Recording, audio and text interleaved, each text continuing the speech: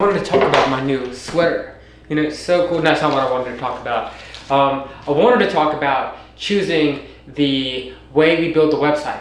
Now, obviously, if we choose, a programmer who wants to build his own website, custom scratch, I would have absolutely no idea how to do it, right? Because I'm not a programmer who can code websites from scratch.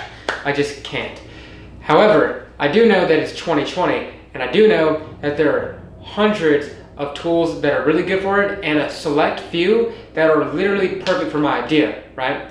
Because I want people to select a checkbox and only be able to select one of four, and then it updates the database to what they've selected and display what everyone has selected. And I want people to be able to write comments and only, and then I want people to write strategies, and I want people to like and dislike things, and I want people to be able to choose if it's a good forehand or bad forehand, and all this stuff. I'm the user. I come to this website. I come to the website, right? Good forehand, bad backhand slice, bad first serve, or we do that. We click next. No, actually, we do that. We click next.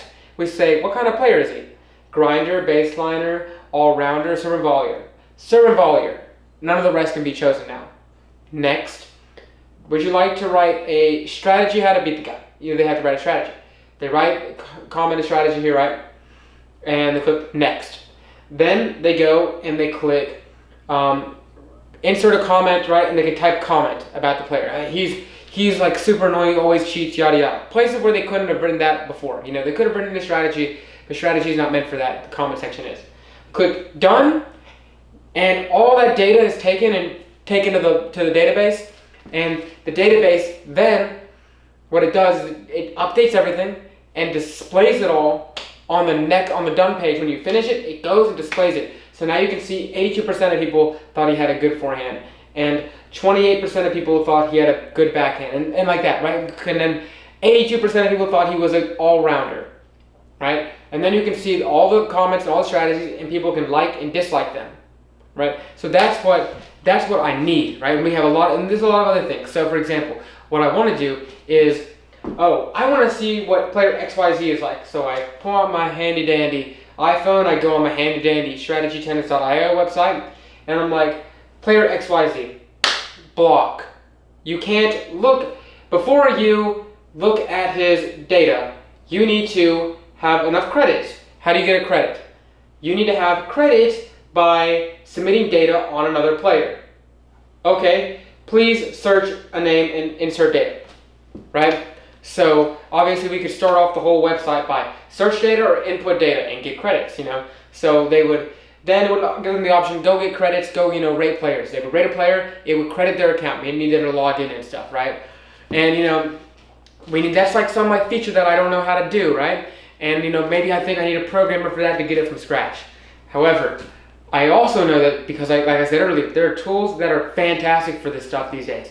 And so I know that. And there are literally websites out there that make making login super easy, making data input and output really easy, updating data. And there are websites that make drag and drop very easy, right? And so I think that I've gotten two narrowed down. I've got one being Webflow and the second being Bubble.io.